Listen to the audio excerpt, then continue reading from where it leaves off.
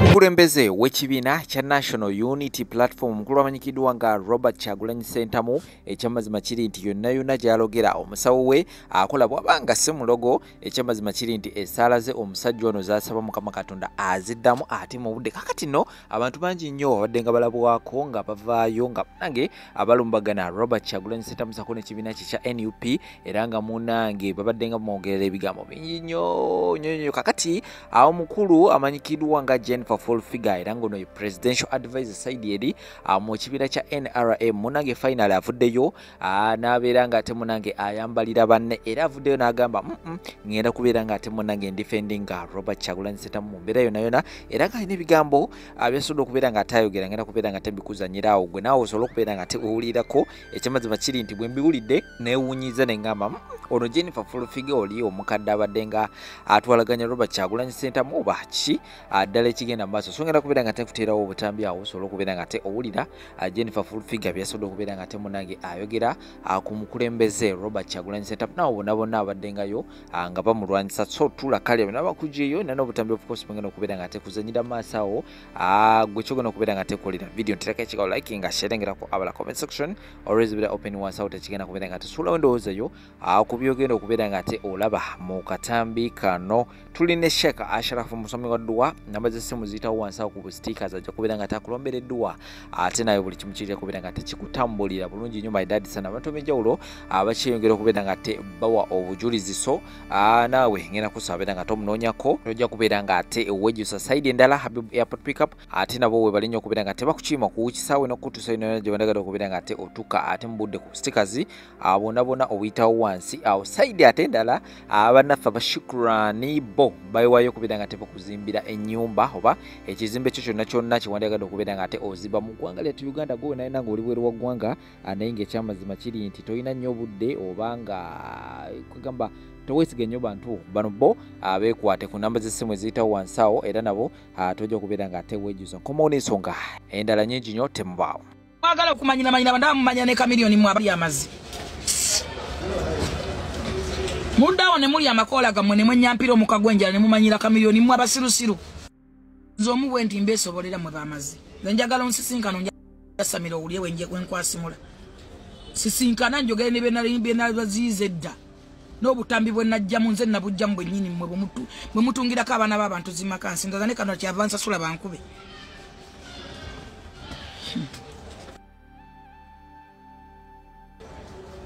obutambi sinza abusangula abadde abusangula munja samira ya samira nalabayo ekyasamirya mumwe bale kuteekawo kamera tumanyi na kama gye zigenda kubakomya ggwe anti mulina eddamulira temunsesa si akulemu intelligence mbu mumanyi mwatuuse mwamaze nga muli ku bondi nga mukoze statement nga batutte kamera saba nnyo Katonda baleme kutwala kamera wanteekawo amagombe agagenda okukomya oba busale mugezesa ku nnyama z'abantu ku baana b'abantu bennyini apasite emanyira kamyoni wadde 1 hour even a second wanateeka kamyoni ku lisiti gwe motherfucker son of a bastard. Who are you? Ayimba doti noti halinga ayimba eddame oyimba olinga asoma amagombe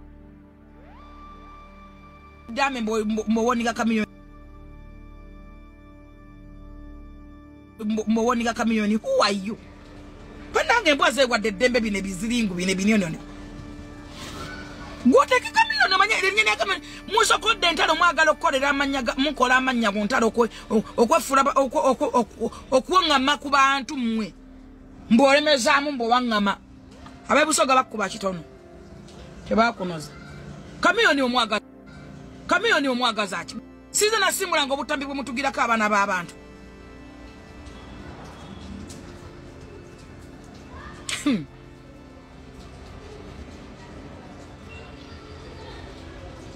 bana bameka bemukubye bana b'abantu bameka ekyo mukimanyi bulungi mwasabye musobola okusa kamera mmwe wammwe awo osobola okwekawo kamera ne bagituwala gwe n'owona gwe wadde bali mukalulu abasajja wadde bali mukalulu oza mbu oli oke oyuza gamwagala ne awanga manzi oyayiga bimwa olozo li fine bobo li fine wachi bagundi bacha bakwata bacha teba bata wachi bacha bayiga Watu ine damuliro olozo watu sejolaga ebibabe yakugumya ebyo nyongero kwa yoza Mathias walukaga kongs nze ndi musanyufu walukaga because walukaga mumanyi ng'omuntu waddenga naye mukodosiye mugabi nze simanyi basajja abo yabalogo ba sente bazi basala ne bagaba temugabanga naye era nsanyuka nnyo kubanga walukaga afunye kadi Katonda bwatu situla era Katonda bwatu londa bamu ekyammeya ne batuza ntajja kukisobola akikoze era kyakoze abantu abakoledde era abayambi abasajja babaddewo emyaka 15 omugendako wamwe mufe wamwe wawunya nalabye Katikkiro ng'akuba kutta mubeereke wamwe ovuoti ebulayo gy'omanyira abantu mboze mu constituency kwesimba kuki gwani ngana history we yenna mubi yo background yonna batata b'omwana wo bonna system volongoto nalabo ndirako empengere ndowooza ng'onoonya views wazifunye Katonda nga agaba views nakati bakukyazo njogereko oba oneeyogerako nga gwe bakumye kadi bakukyazo nakati obawe ku view obawe ku interview kale nkuba gudi kudde waliwo senoogwa oddangamu ne weerija ne raini nga yannyimba banne Katonda alina abantu banswaliza naye mu byonna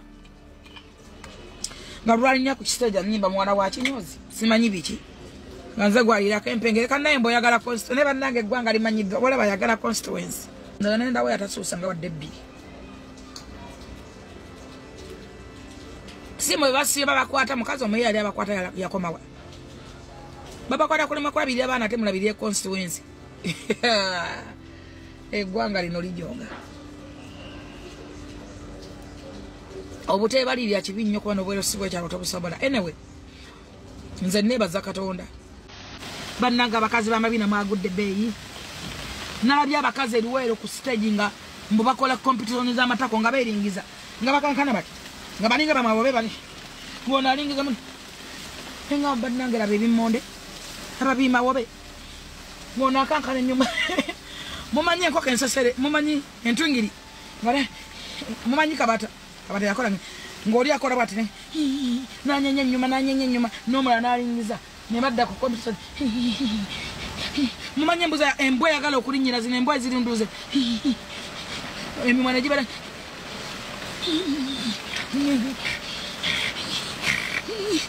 ng'ono bwalingiza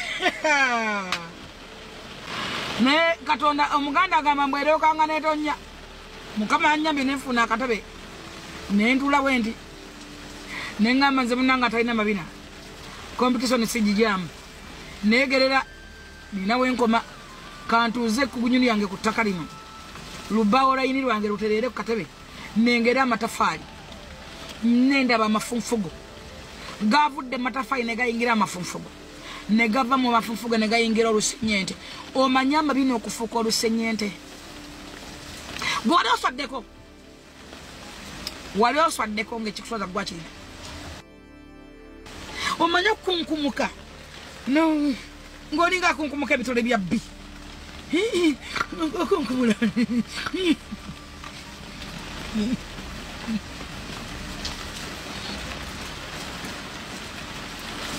noku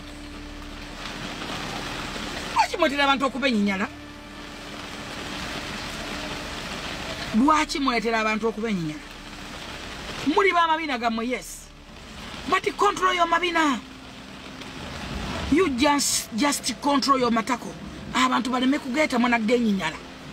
nemanye mpala yagistring bagita gistring oba yeeyo empala abanolukonobozo n'oluwuzi olubayita mu mabina ne lubasala nze newunya n'abajambala empolwane ezaffe nga zizetwambala zimaza ziyinono ekusonzeka busozi sikatuukabine n'owulira ng'otambula oyagala weekwatayo bweti wesokole olwo oluwuzi abalwambala mbatya mbawe ekitiibwa lwakwambala luwuzi naye telubayingira mu kasolo wakati bagita batya abaagala kowasoma bagita bagigisitoyingi bagita batya empala y'oluwuzi Omwana wuna ngande mu Whistling, thank Angel na yakingambe. Thank you so much. Nze nti omuwala ayambala Whistling. Kamba huyu. Nti omukazi era newunya omusajja ayambala omukazi ali mu Whistling namwe bakako. Oba oli kumute munnambe kubanga ne buwala abagitemudde. N'amabina abayagatemudde dda. Olwo oluwuzi lukuyingira mu nnyama. Olaba zino engaze zaffe. Oyegenda n'oyambala empale ng'owulya akantu katono naye ng'otambula oti. Olina kumala kugenda bantu w'esokoola olusike. Abakazi bambala akagwa. Ne kagatta amataka abiri wegati. Ne geeyawula. Ne kayingira wano wekati. Wekati. Abannanga abakazi nze n'abakazi be ate n'osanga abamataka amangi ennyo sige gagudde bbeeyi. Mujawale kawasewade banyabo Eliane Devozi nze Dr. Shamim Nambasa era nga leero nzize bannyonnyola manifesto ya National Unity Platform oba biki bye tutaddeko essira biki bye twagala okukolera bannayuganda mu Uganda empya gye twagala okulaba kati biki bye twagala okulaba nga tuleeta abantu oba oli muwagizi w'omupiira omanyi nti buli ttiimu bwe begenda otandika okusamba babaayo n'abasambi baabwe 11 era be basinga okwesiga be bamanyi nti bano ne tubateekayo akapiira kaba kawedde so Fenga National Unity Platform era twatambulidde ku phenomenon y'emu nti tugenda tandika ne 11 priority areas tugenda beera n'ebifo oba ensonga 10 gye tugenda oteekako essira bye twagala okulaba nga tutuusaako mu myaka gyaffe egisooka 5 nga tuyingidde mu Uganda empya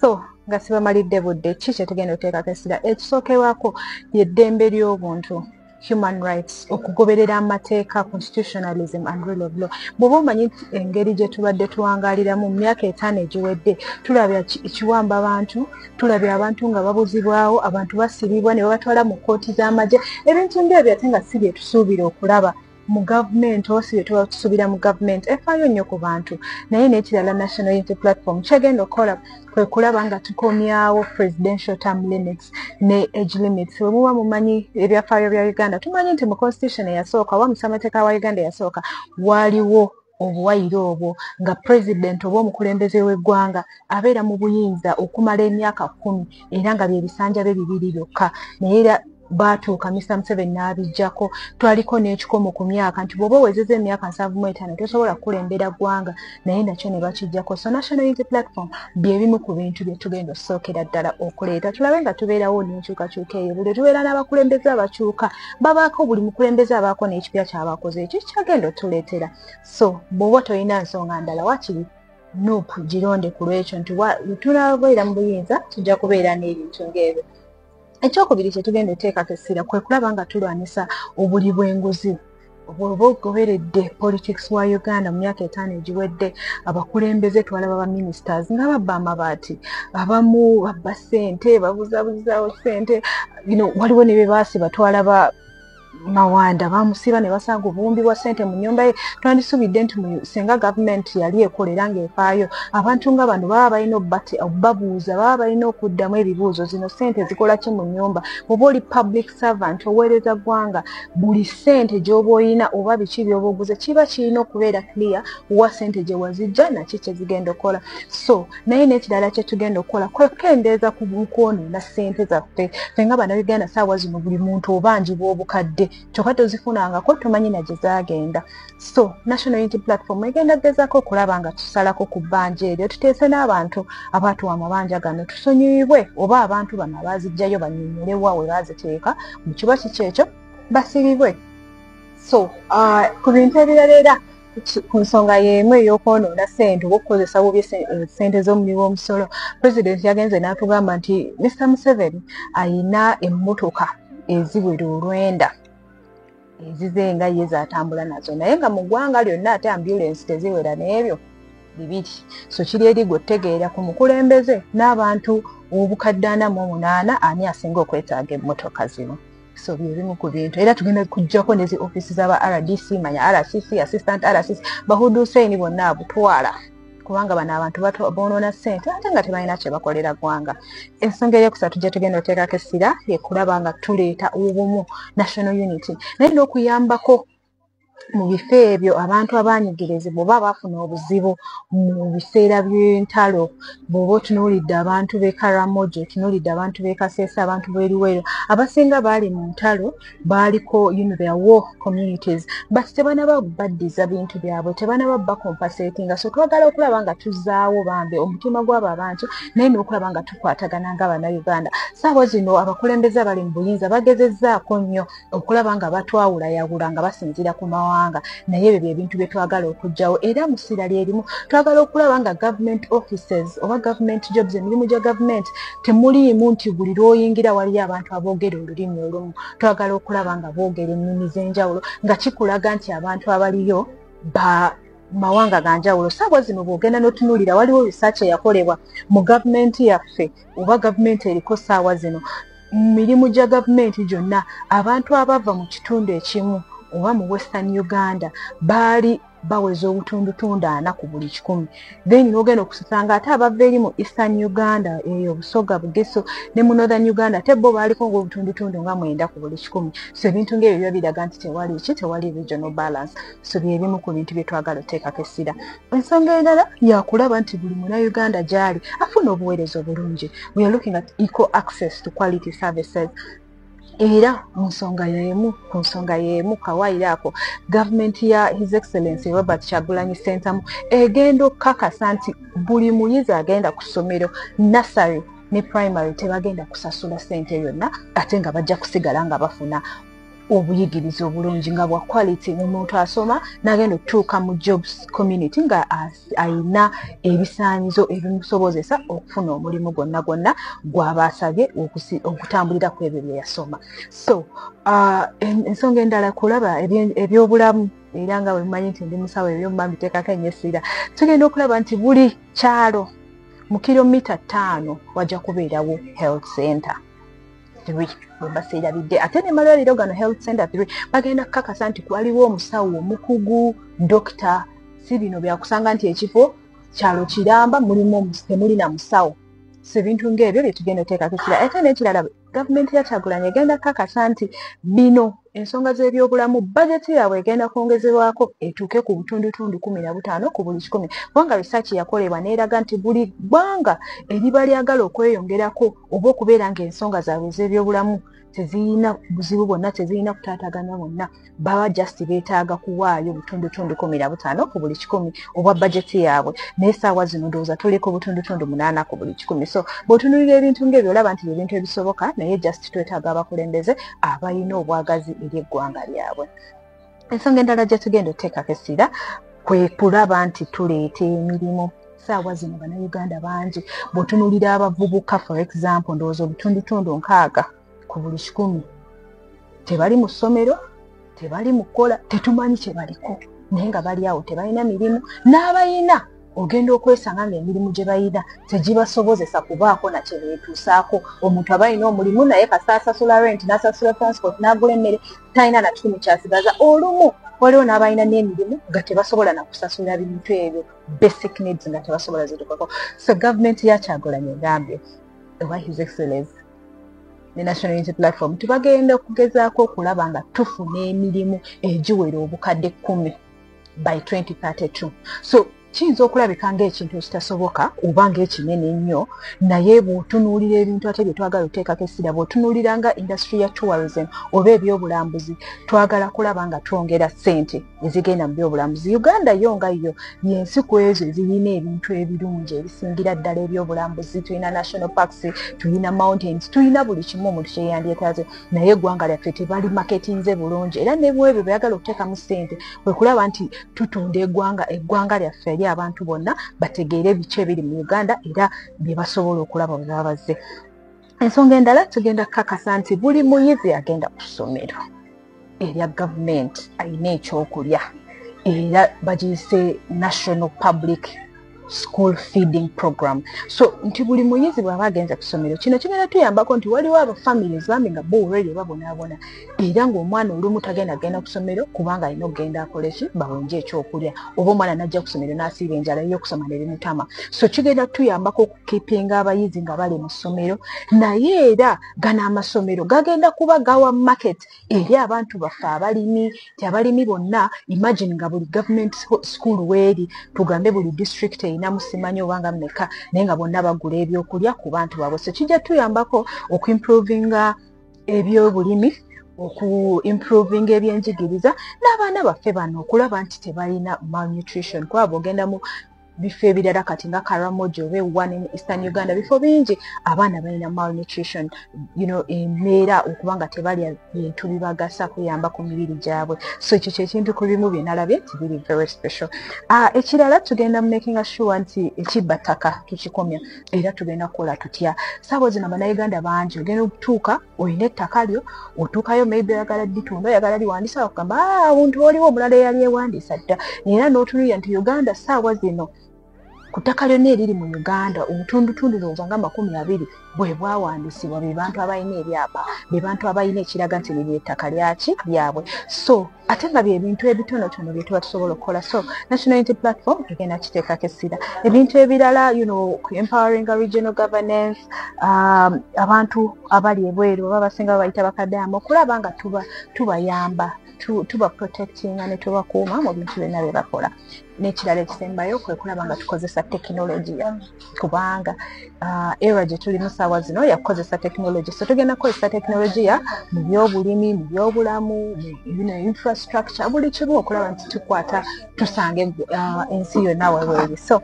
mbasaba tutwale obudde tusome mu manifesto eno njanguyiza nnyo naye bingi ebirimu ebisobola okuyambira tujja kugenda tugimenyaamenyamu mpolampola paka nga buli munnayuganda ategeera ki kyetuliko naye mbasaba bannaye tulonde His Excellency Robert Kyagulanyi Ssentamu.